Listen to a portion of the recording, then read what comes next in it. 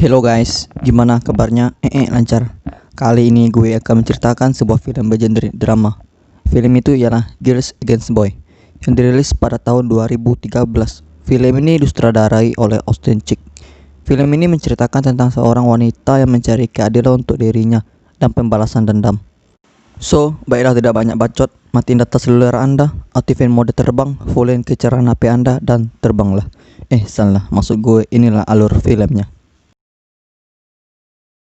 Bintang kita di film ini bernama Sei. Terlihat dia lagi sedang mengikuti pelajaran di tempat kuliahnya. Dia mendengarkan dan mencatat apa yang disampaikan oleh dosen pembimbingnya, di mana dosennya lagi menceritakan tentang masalah pelecehan terhadap wanita yang terlalu marak sekarang ini. Ketika jam istirahat, temannya Sei pun menghampirinya, dan dia pun mengajak Sei untuk bisa datang ke acara The Cave. Namun Sei menolak karena dia sudah ada janji juga sama pacarnya. Dia akan pergi untuk berakhir pekan, yang dimana pacarnya Sei ini sudah berumur 45 tahun dan dia sudah menikah.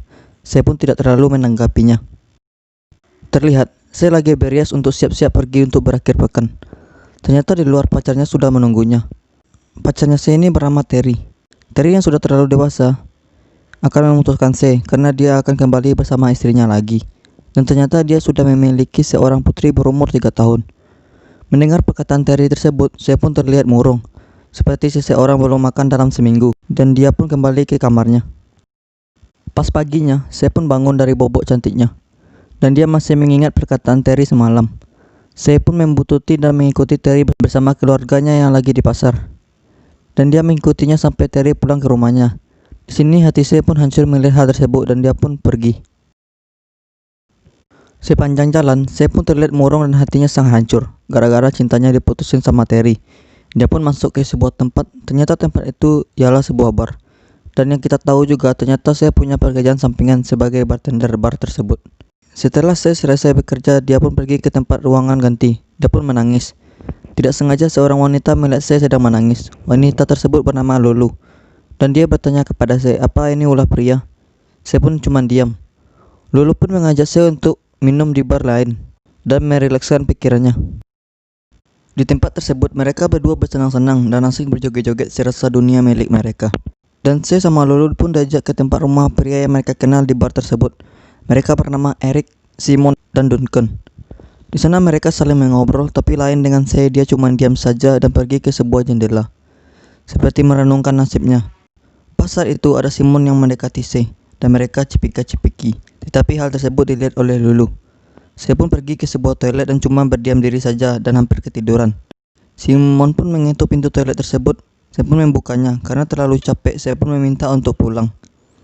Awalnya saya tidak mau diantarkan pulang, tapi Simon memaksa karena Simon juga mau pergi ke tempat lain. Pas sampai di rumah saya pun berterima kasih ke Simon karena sudah diantarkan. Tetapi Simon meminta dibolehkan juga ke kamarnya saya. Saya pun menolak karena dia sangat capek dan perlu istirahat. Simon pun mencoba meminta nomor teleponnya saya. Saya pun menolaknya lagi karena dia sudah punya pacar. Simon pun memaksa dengan meminta ciuman selamat malam. Dia pun memegang erat tangannya saya dan menciumnya. Saya pun bisa melawan dan bisa lepas untuk sesaat. Pas sampai di depan kamarnya, karena susah buka pintu karena saking takutnya, Simon pun langsung menangkapnya dan memperkakas saya.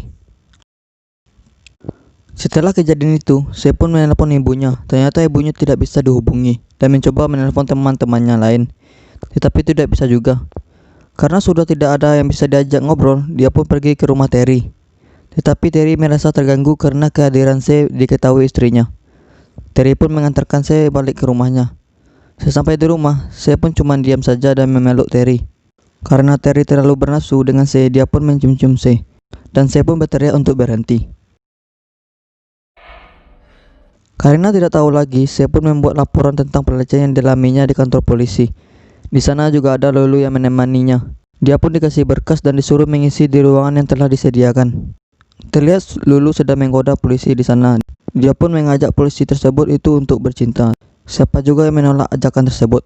Polisi tersebut pun mau. Di kamar Lulu sama polisi tersebut berciuman.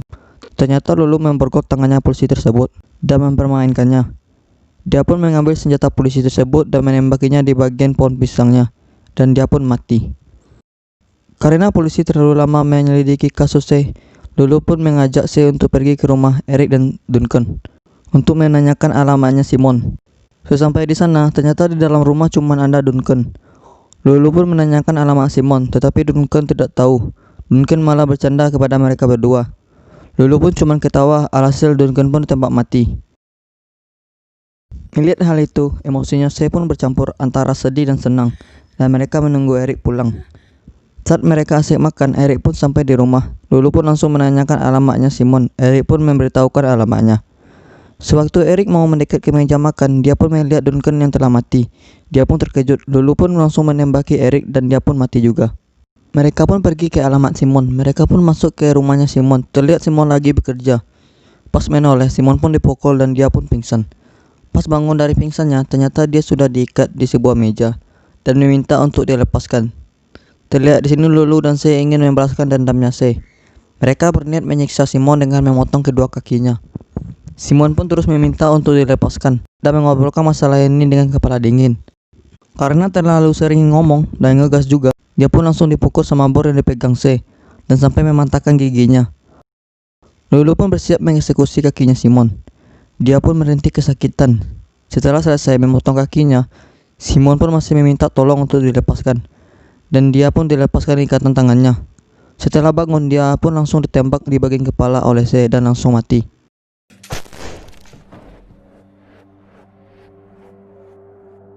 Scene selanjutnya, terlihat mereka lagi mengawasi Terry, dan mereka pun langsung menyandra Terry dan membawanya ke hutan jauh dari perkotaan. Di perjalanan, mereka bersenang-senang seperti psikopat yang sudah membalaskan dendamnya.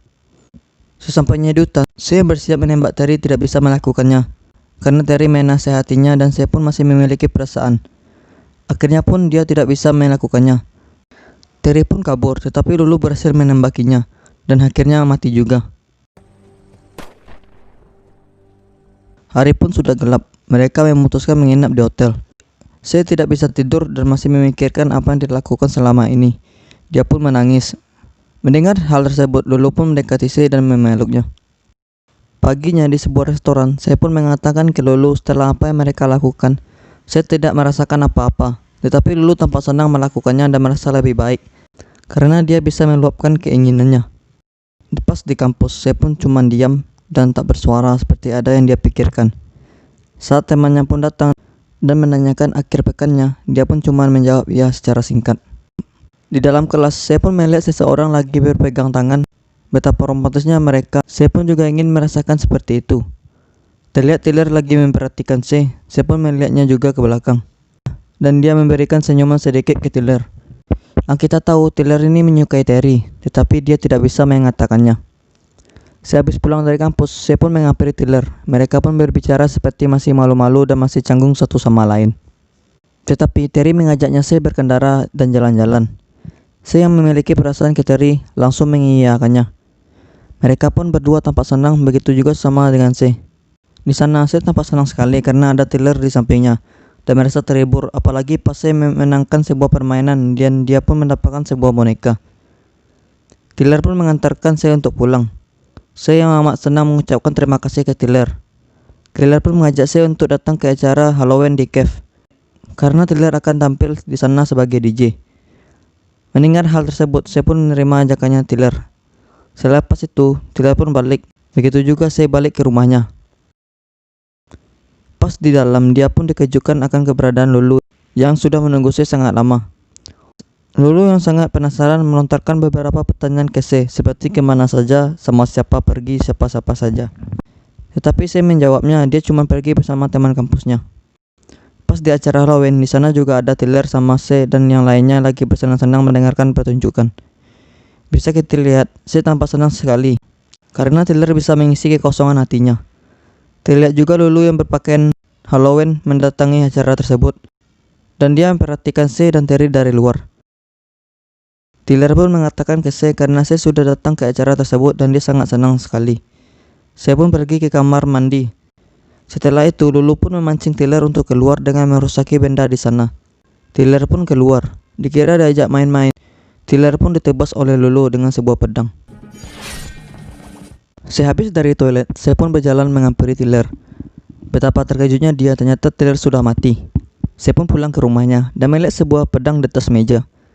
Terlihat Lulu menghampiri saya, dan bisa kita tahu ternyata Lulu ini sangat menyukai saya.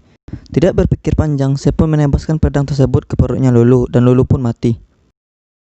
Terlihat saya bekerja seperti biasanya. Dia pun cuma memperhatikan hal yang di sekitarnya dan dia pun pergi untuk merokok. Tak sengaja dia melihat seorang gadis yang lagi menangis. Dia pun menanyakan ke gadis itu apakah ini ulah pria. Seperti yang di awal-awal Lulu yang menanyakan C. Dan terlihat bayangan Lulu di belakangnya C. Dan film pun berakhir. Sungguh film yang terbaik. Bisa disimpulkan film ini menceritakan tentang balas dendam. Atau yang kita tahu Lulu ini sangat tertarik sesama jenis dan akan melakukan apapun yang disukainya diganggu oleh orang lain.